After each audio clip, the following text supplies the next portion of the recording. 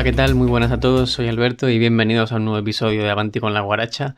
Es el episodio número 4, si mal no recuerdo. Sí, es el episodio número 4. Y bueno, así rápidamente, el tema de este programa va a ser, o vamos a hablar más bien sobre volverse un experto, ¿no? No hay ningún motivo, ninguna razón fuerte por detrás, solamente que, bueno, a principio de temporada abrí como un archivo de Word y voy apuntando ahí como varios temas que pues me resultan interesantes y que creo que pueden tener cabida en el podcast. Y de vez en cuando le echo un vistazo a eso por si me quedo sin ideas o no hay nada que en la actualidad más reciente, no más viva me motive a hacer un episodio. Y pues viendo la batería de temas que tengo, pues creo que el de volverse un experto puede ser un buen tema, así que vamos allá. Mm, Tengo que empezar justo diciendo que en la noticia de la semana, ¿no? No he llegado a encontrar nada especialmente relacionado con eso, porque si buscas experto en Google, lo que te aparece son noticias sobre el coronavirus y que si un experto dice que hay que confinar y otro dice que no, en fin, ya sabéis cómo va todo esto y un poco por apartarme de eso, no he querido coger algo puramente sobre eso, pero sí que me ha llamado la atención una de las noticias de un diario andaluz que contaba que se van a habilitar iglesias y parroquias para poner vacunas contra la gripe, porque así consiguen no saturar tanto los centros de salud. Y me ha llamado bastante la atención, ¿no? Que durante la pandemia que estamos pasando, pues ciencia y religión se den la mano, aunque sea momentáneamente, y puedan colaborar por el bien común, que me parece fantástico, aunque también pienso que la iglesia no es que esté atrasando la evolución ni nada de eso. O sea, no creo que haya que demonizarla tanto. Pero bueno, ese es otro tema. Ya incluso en otro podcast se podría abordar. Respecto a los cumpleaños y efemérides de la semana, vemos que el 10 de noviembre, o sea, mañana, se cumplen 92 años de que naciera el compositor Ennio Morricone, responsable de las bandas sonoras de películas como El bueno, el feo y el malo o Cinema Paradiso, ¿no? Un compositor legendario que ganó el premio Príncipe de Asturias y que desgraciadamente nos dejó hace unos cuantos meses. Y también comentamos rápidamente que hoy mismo, 9 de noviembre, en 1985, Garry Kasparov gana el Campeonato Mundial de Ajedrez y pues, bueno, se convierte en el mejor jugador de ajedrez de todo el globo. Y Garry Kasparov, la verdad, no sé a vosotros, pero a mí me resulta interesante y un poco atractiva su figura, ¿no? Porque, y de hecho lo está buscando y tiene muy pocos años, tiene como 57 o así. Yo pensaba que sería de estas personas que tienen 80 o así. Pero me llama mucho la atención todo eso de que se enfrentara a una máquina en una partida de ajedrez y lo investigaré porque siempre me ha llamado la atención. Y en 2003, ya la última efeméride, se reconstruye el viejo puente de la ciudad de Mostar. Y bueno, esto no tiene igual mucho interés, pero a mí sí me interesa porque yo descubrí esta historia en un artículo que publicaron la semana pasada, el viernes, en una web que se llama Marcador Internacional, que va sobre fútbol, cultura, sociedad y tal. También análisis futbolístico, pero tienen espacio para el fútbol y la historia y la sociedad. Y Tony Padilla, el que yo considero un experto, como los otros dos anteriores, ¿no? Ennio Morricone, experto en la composición, y Kasparov, experto en el ajedrez, por supuesto. Pero yo Tony Padilla lo considero un experto en este tipo de cosas, ¿no? De hecho es historiador y ha escrito varios libros sobre la historia del fútbol y del deporte en general. Y bueno, contaba en su artículo de la semana pasada que el puente de Mostar pues servía un poco como metáfora y de la unión entre las dos partes de la ciudad de Bosnia de Mostar, ¿no? Porque fue destruido durante la guerra de los Balcanes, la guerra de Bosnia, y luego lo reconstruyeron en 2003 como símbolo de paz, entre comillas, porque sigue habiendo algunas rencillas, sobre todo con países como Croacia y Serbia, pero bueno, aprovechan para simbolizar la unión con ese puente. Y bueno, todo esto venía que se juega, o se jugó más bien la semana pasada, un derbi en la Liga Bosnia entre el Vélez y el Zrinjski, que son dos equipos obviamente bosnios. Y pues me estoy yendo por las ramas porque es fútbol, pero bueno, ya sabéis cómo somos por aquí. Y rápidamente ya pasamos a la reflexión de esta semana, que ya sabéis que va a ser sobre pues volverse experto, ¿no? Cómo puedes volverte experto y qué hacer una vez lo eres. Antes de nada podríamos como definir un poco qué es ser experto para tener un poco un punto de apoyo básico. Yo creo que un experto es, o ser un experto es convertirte en alguien que posee conocimientos y habilidades casi máximas sobre un campo concreto, ¿no? Yo creo que esa es una definición con la que podríamos estar más o menos todos de acuerdo. No creo que sea necesario desempeñar una labor práctica, sino que te basta con la teoría, ¿no? Saber sobre algo. Porque, por ejemplo, un experto en tecnología móvil no tiene por qué saber fabricarlos, ¿no? Fabricar móviles. Y un experto en fútbol, ¿no? Un periodista especializado en fútbol, tampoco le hace falta saber jugarlo, no ser buen futbolista. Porque, de hecho, os aseguro que si fuera buen futbolista no estaría comentando partidos, sino que estaría intentando jugarlos. ¿Qué hay que hacer, ¿no? Para volverse un experto? Pues yo creo que, obviamente, todo pasa por estudiar, ¿no? Y prepararse mucho. De hecho, he leído por ahí antes que hay una regla que son las 10.000 horas, que son las que te hacen falta para volverte experto en un campo. Pero creo que también hace falta algo así como una confirmación externa, ¿no? De que eres experto. No vale que te lo digas a ti mismo. Es necesario que la gente te vea como tal y te reconozca como un experto, ¿no? Porque si las cosas las identificas o las ves solamente tú, probablemente es porque no sean de la forma en la que tú las ves, ¿no? Es necesario un consenso, yo creo. Y bueno, aunque antes hemos dicho que no es necesario desempeñar una labor práctica, sí que creo que para volverse experto hace falta práctica y experiencia, sobre todo en cuanto a ensayo y error, ¿no? Porque el mejor aprendizaje es el que te da la experiencia, como he dicho, vivirlo en tus carnes. Creo que es un proceso que es muy largo, igual no tiene ni siquiera un final, ¿no? Porque ¿quién determina cuándo te vuelves un experto 100% y no te queda nada más que saber? Yo creo que eso es imposible. Y qué hacer una vez te vuelves, entre comillas, experto, porque ya sabemos que no se acaba ese proceso nunca. Pues, bueno, yo al principio de ponerme a pensar sobre esto tenía como un punto de partida que si yo un día, imaginaos, me vuelvo experto en algo, me daría bastante pereza que me estuvieran preguntando y consultando todo el rato. Yo creo que me hartaría fácilmente y no lo contaría, ¿no? Pero luego lo hablé y lo comenté y bueno, me dijeron que, bueno, si eres experto en algo es porque ese algo presumiblemente te apasiona, ¿no? Y no querrías hacer otra cosa que hablar sobre ello. Y yo creo que al final es verdad, ¿no? Me convencieron. Yo no soy experto en fútbol, obviamente, pero sí creo que sé algunas cosas, ¿no? Y algunas de ellas son interesantes y poco comunes. Y cuando empiezo a hablar sobre fútbol no paro, ¿no? Ahí habéis visto el principio del podcast en cuanto a las efemérides.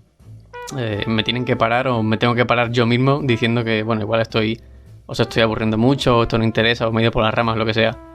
Pero básicamente es eso, ¿no? Cuando te vuelves experto, la cosa es compartir lo que tú sabes, ¿no? Yo creo que no es tampoco una deuda que el experto tiene con la sociedad o con la gente que le facilitó pues el material para volverse experto. Pero si pienso ahora que, no sé, la humanidad ha avanzado gracias a que los expertos en su momento contaban los avances y sus descubrimientos, en su momento y ahora, vamos, contaban los avances y lo que descubrían y que sería injusto que los expertos de ahora no lo contaran, ¿no? Así hemos llegado hasta aquí. Yo estoy haciendo este podcast porque alguien una vez en la universidad me explicó cómo se hacían, cuáles eran las bases, cómo tienes que prepararlo, cómo tienes que grabarlo más o menos, aunque creo que ese es el principal punto a mejorar, ¿no? Y bueno, tú lo estás escuchando vosotros porque alguien una vez compartió sus conocimientos con otras personas y pues llegaron a crear Spotify, YouTube o iVoox, no sé dónde me estaréis escuchando. Entonces es un poco eso, ¿no? Que el conocimiento no se quede ahí perdido o a la deriva, sino que se siga transmitiendo. Yo creo que esa es la clave de los expertos, compartir lo que saben, por mucho que pensara lo contrario al principio. Y ya más o menos para ir cerrando, dos cuestiones rápidas. Una es que existe la posibilidad de que te acabes saturando de tu tema, ¿no? Del que te quiere volver experto, o que te satures tanto del interés, porque cuando estás investigando sobre un tema inviertes y usas mucho tiempo en eso, ¿no? Y puedes terminar pues aborreciéndolo, ¿no? Aburriéndote, te puedes cansar. Eso es un peligro, ¿no? Porque si realmente te gusta algo, claro, tienes que dedicarle muchas horas. No, más bien, si te quieres volver experto en algo, tienes que dedicarle muchísimas horas y mucho tiempo, lo que decíamos antes de la regla de las 10.000 horas. Y claro, una vez que te acostumbras a algo, te puede llegar a cansar y te puede llegar a aburrir, no te supone nada nuevo. Leía por ahí que cuando te acostumbras a algo, los estímulos que te da ya no impactan tanto en ti mismo o en tu cerebro y no te provocan la misma reacción, ¿no? Ponían el ejemplo pues, rápidamente así de el ruido de los electrodomésticos, que al principio igual dices, la nevera que me he comprado suena muy fuerte, suena muy raro, pero luego te das cuenta de que es un ruido normal de una nevera y que pues es el ruido que hace, te tienes que acostumbrar y ya llega un momento en el que ni siquiera te das cuenta de que está sonando. Pues cuando pasa esto con el tema que te apasiona o que te gusta tanto, creo que para solucionarlo así, más o menos desde mi punto de vista, tampoco soy un experto ni mucho menos, pero creo que hay que ser, como todo, ¿no? Honestos con uno mismo, no engañarte. Tienes que decirte la verdad a ti mismo, ¿no? Diferenciar si es una crisis temporal por algo puntual en concreto durante esta semana o este mes, o si es algo más serio, si de verdad te está dejando de gustar ese tema y tienes que ponerle punto y final. O, no sé, poner en una balanza qué es lo bueno que te ha dado dedicarle tanto tiempo al tema y qué es lo malo que te ha traído el mismo proceso, ¿no? Pensar en por qué has empezado este camino y si los motivos son suficientemente fuertes y te gusta de verdad tantísimo el tema como para invertir tanto tiempo. Creo que esa es la clave, ¿no? Ser honestos con uno mismo y que obviamente esto le pasa a todo el mundo, ¿no? También todo el mundo se ha cansado de algo o de algo que le gusta más bien. Y bueno, ese problema lo hemos tenido todos y más o menos todos sabemos salir de él, ya sea con un corte por lo sano o por un cambio de dinámica de trabajo o de estudio para intentar volver a engancharte, ¿no? al interés por ese tema. Y ya por último una pregunta así rápidamente, que es lo que os pregunto esta semana para que me contéis un poco en los comentarios o por donde queráis. Si creéis que es mejor ser experto en algo o ser bueno o más o menos semi-experto en muchas cosas.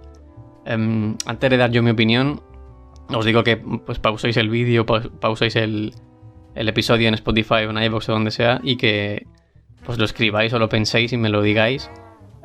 Porque no quiero haceros spoilers o influiros con mi opinión. Bueno, supongo que ya lo tendréis. Así que yo creo que se usa mucho el refranero español porque es muy sabio en general en este tipo de cosas. Y yo creo que el famoso quien mucho abarca poco aprieta, yo creo que es verdad, ¿no? Yo creo que si hay algo de lo que te puedes fiar y en quien puedes confiar es en el refranero español. Pero vamos, que abarcar poco no significa descuidar el resto de cosas, ni mucho menos, ¿no? Significa no querer ser experto en todo y sí seleccionar como 2-3 cosas que realmente te motiven y quieras tú aprender. Así que esa es un poco mi visión sobre volverse experto y sobre si es mejor ser experto en algo o bueno en muchas cosas. Y bueno, el refranero español, como he dicho, es experto en solucionar estos problemas, así que una vez más acudimos a él y pues puede que nos solucione el problema.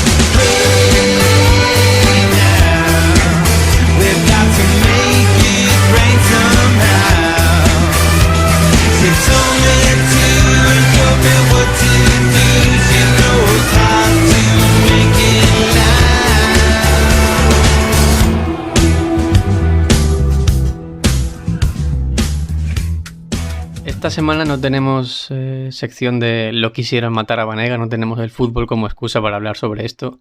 Sería, además yo creo que muy fácil, ¿no? Hay muchísimos expertos en el mundo del fútbol.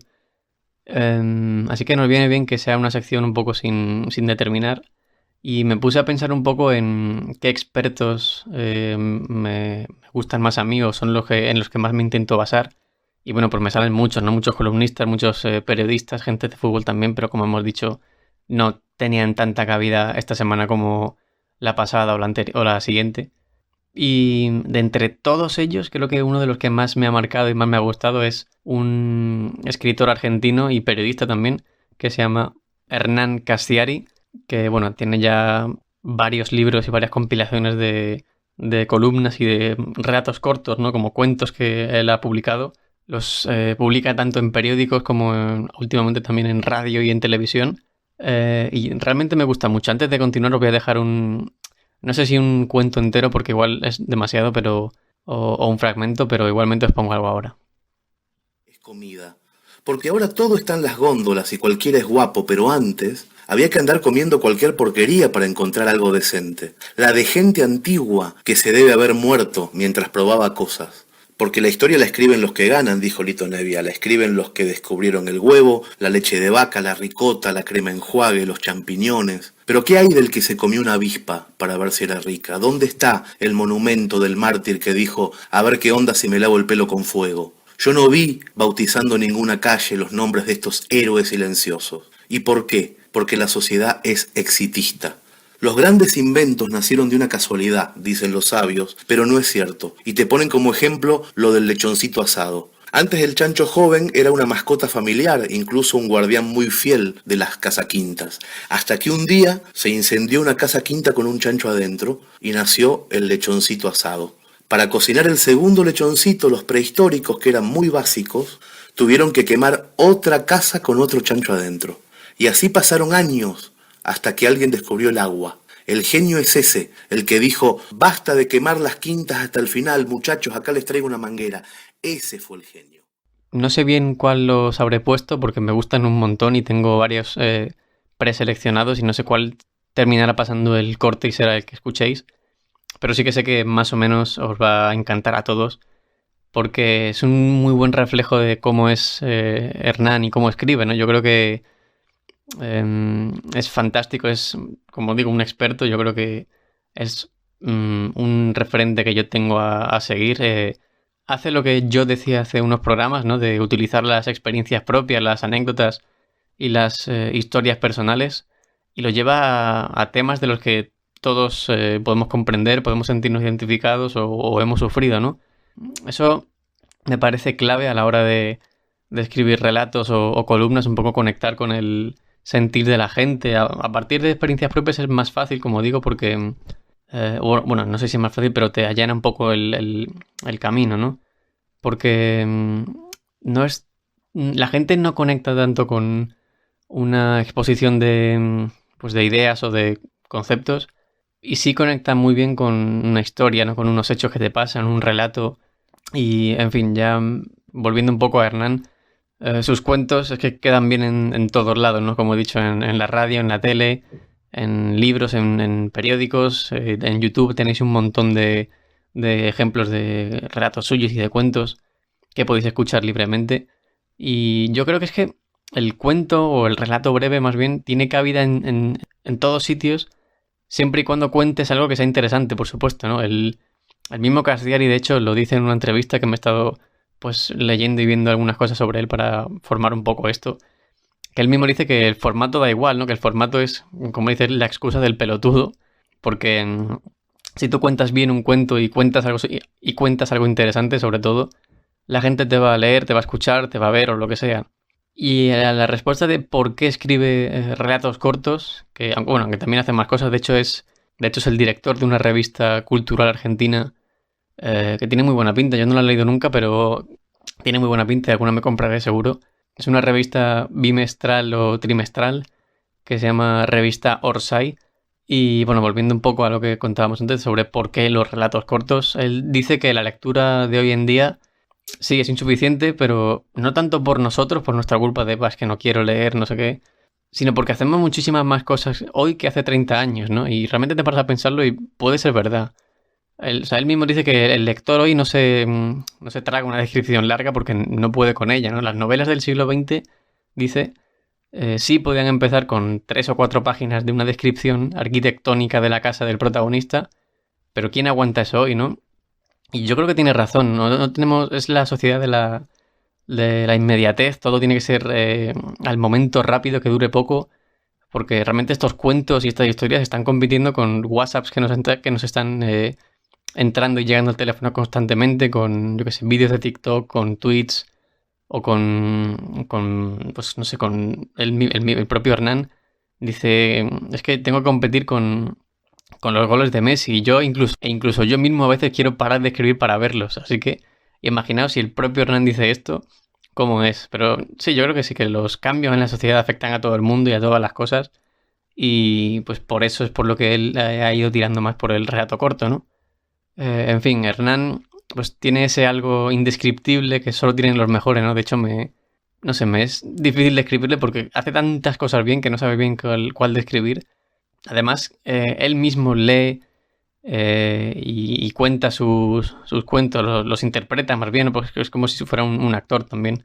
Y eso le da una fuerza aún mayor, ya lo habréis visto en el fragmento que os he puesto antes, lo bien que lo recita y que lo cuenta todo, que le da como un aura y una magia extra que solamente él puede darle.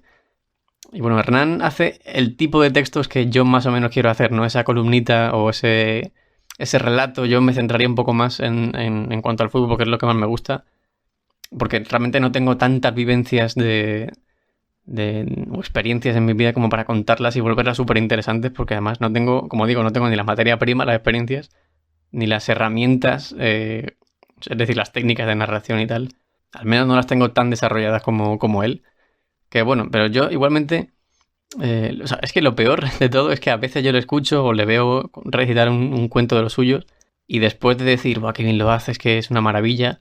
Luego de eso llego y pienso, bueno, pero esto lo puedo hacer yo. O sea, esto ya es un... Yo lo puedo hacer, pero a medio camino entre la motivación de decir, ¡buah, qué bien lo ha hecho! Es que me da ganas de intentarlo, pues eso me motiva, ¿no? Y también un poco... Me sabe mal decirlo porque me gusta mucho, ¿no? Un poco la minusvaloración de su trabajo, que...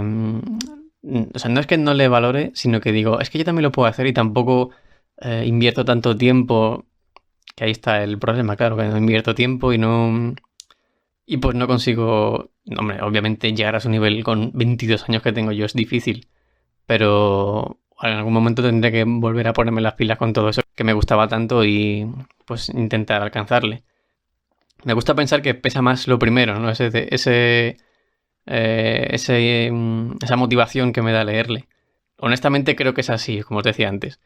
Y así ya para acabar quería buscaros el vídeo o el audio en el que Hernán recita este cuento que os voy a decir yo, pero no lo he encontrado, así que no me queda más remedio que recitarlo yo, lo intentaré más o menos.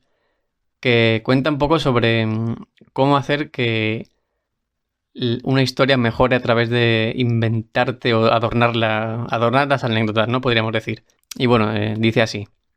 A su regreso de México, mi amigo Comequechu nos contó una historia. Dice que va paseando con su mujer y su hija por las calles de Jalisco y entonces descubre la imponente Universidad de Guadalajara. En la puerta hay un cartel con información para turistas y lee que allí están los bustos de todos los ganadores del premio literario Juan Rulfo. Él, sin dudarlo, arrastra a su familia por los pasillos y dice, vamos a ver el monumento al gordo Castiari. Bueno, el malentendido tenía una explicación. Un par de meses antes de su viaje, Comequechu conoció la noticia de que yo, Hernán Castiari, había ganado un certamen literario llamado Juan Rulfo, pero nunca supo que en el mundo hay 2 premios con el mismo nombre. Uno bastante intrascendente que se otorga en Francia, el que gané yo, por supuesto, y otro importantísimo que se concede en México y que no ganaré nunca. La diferencia entre ambas distinciones es abismal, porque el premio mexicano rinde homenaje a una trayectoria literaria y, en efecto, cada ganador queda inmortalizado con un pequeño busto de bronce en el centro de exposiciones de la Universidad de Guadalajara, justo a donde se dirige ahora Comequechu. En la sala principal de la universidad, los 3 visitantes descubren por fin una breve fila de esculturas de metal y empiezan a buscar mi busto para sacarse una foto conmigo. Dan vueltas y vueltas, pero no me encuentran por ninguna parte. ¿Les puedo ayudar en algo?, dice un guardia de la universidad. Disculpe, le dice Comequechu. Estamos buscando el monumento del gordo Castiari, pero no está. ¿Perdón, señor? Que estamos buscando el monumento a Castiari, repite Comequechu más despacio. ¿Todavía no lo construyeron o qué? Cuando Comequechu nos narra este diálogo 2 meses después de su viaje, mi amigo Chiri y yo nos desparramamos de la risa. Él todavía no conoce el error, ¿no? Y está convencido de que soy un mentiroso. Tú no has ganado ningún premio, gordo, me dice. El guardia me llevó con el rector y yo le dije que era amigo tuyo y que había ganado el premio, no sé qué, y el rector se pensó que yo era amigo de Augusto Montermoso. Monterroso, corrige la mujer de Comequechu de la cocina. Y a nosotros nos duele la panza de la risa. Más tarde, Chiri y yo volvíamos a la capital y no nos podíamos sacar de la cabeza esas imágenes mexicanas absurdas y hermosas. Yo estoy seguro que fue allí cuando Chiri utilizó por primera vez las palabras anécdota mejorada para referirse a esa clase de obsequio. Oye, ¿cómo habrá sido en realidad?, me preguntó. Yo creo que pasó por la Universidad de Guadalajara, le digo, pero no entró. Pero entonces la historia se le tuvo que haber ocurrido ahí, ¿no? Los diálogos y todo, me dice Chiri. ¿Y tú piensas que sabe que hay 2 premios? Le digo. Claro que lo sabe, me responde. Quizás lo supiéramos desde antes, pero fue allí cuando le dimos verdadera dimensión a la honestidad que implica regalar una mentira donde es uno mismo, el narrador, quien sale mal parado. La mentira tiene mala prensa porque en general se utiliza con mezquindad, para sacar provecho. Esa es la mala mentira. La buena mentira, en cambio, es generosa. Ese pequeño detalle es lo que convierte a la mentira en arte, lo que le da categoría de ficción. La mentira es un alimento nutritivo, pero debe ser emitida para salvar a otros del aburrimiento, no para salvarse uno de su realidad o su frustración. Volvimos a nuestras casas pensando en cómo Comequechu había escrito aquella historia en su cabeza, palabra por palabra, en cómo había pulido los detalles en el aburrimiento del avión y de qué forma nos había emborrachado un poco para soltar el cuento en la sobremesa. Le admiramos los gestos, la participación de su mujer desde la cocina, su enfado al creerme un mentiroso, todos los detalles y todos los esfuerzos de una puesta en escena que, bueno, bien mirado, solamente tenía como fin hacernos felices un rato. Ahora estoy seguro, porque fue esa noche cuando entendí que debía aprender con urgencia a narrar igual que hablaba Comequechu, que lo que a mí me interesaba contar no era la pura verdad, ni tampoco el puro cuento. Aquel cuento que escribí, que ganó el Juan Rulfo francés, fue la última historia que escribí engañándome a mí mismo, sin ponerle pasión y sin involucrarme como Comequechu en las sobremesas. 2 semanas después de que Chiri acuñase la frase anécdota mejorada, me suena el teléfono y eran los franceses que habían editado el libro con los cuentos premiados y pues querían hacerme un reportaje. La primera pregunta de la periodista, por supuesto, fue si mi cuento era autobiográfico, si realmente mi familia había sobrevivido al tifus. Y estuve a punto de decirle que no, que era ficción y tal, pero me vino a la cabeza el almuerzo en casa de Comequechu. Sí, en efecto, le contesté a la periodista. Escribí el cuento después del tifus, ¿no? Como un desahogo porque, bueno, la peste había matado a mi padre y a 2 hermanitos míos. Y del otro lado del teléfono, la francesa anotaba todo, palabra por palabra, encantada de la vida.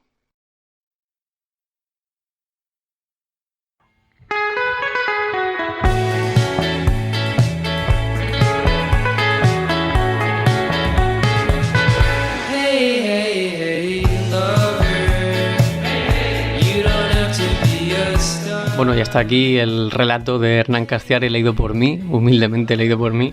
A mí me encanta y creo que es un poco la base de pues, lo que hay que hacer en cuanto a este tipo de cosas, ¿no? A cuentos, a columnas, a darle un poco ese aire de magia, ¿no? Esas licencias pues literarias, ¿no? Que nos podemos conceder para dotar a todos los textos de magia, ¿no? Alrededor. Y en fin, esa también ha sido un poco la reflexión de volverse experto. Hemos mencionado, ya sabéis, pues más o menos cómo hay que volverse experto, qué hacer cuando lo eres. Y pues bueno, aparte de todo lo que os he dicho de si pensáis que está bien ser experto en algo o ser más o menos bueno en muchas cosas, también me podéis comentar obviamente qué expertos que conozcáis os encantan. Y pues bueno, nos escuchamos la semana que viene. Un saludo y hasta luego. Love and understanding for the rest of my days. No, you shouldn't have to